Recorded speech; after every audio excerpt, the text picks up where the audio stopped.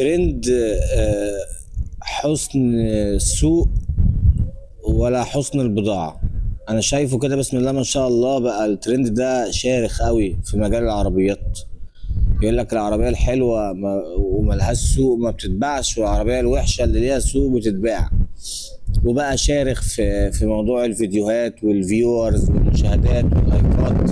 الشخص اللي هو يعني في حد مثلا، يعني ممكن يبقى حد بيقول لك معلومة مش مظبوطة او مش كاملة او ملهاش قيمة، بس هو اشهر من اللي بيقول لك معلومة مثلا كاملة او ليها قيمة او انفع يعني. وهنا بياخد المبدأ بتاع ان هو حسن السوق برضه ولا حسن البضاعة.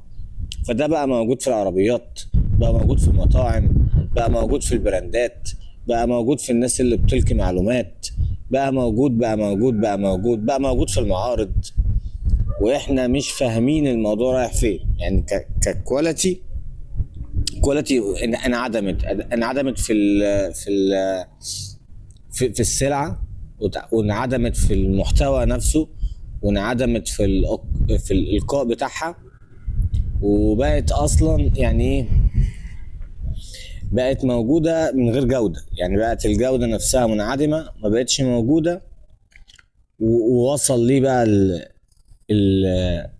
مساوئ الامور اللي احنا شايفينها يعني.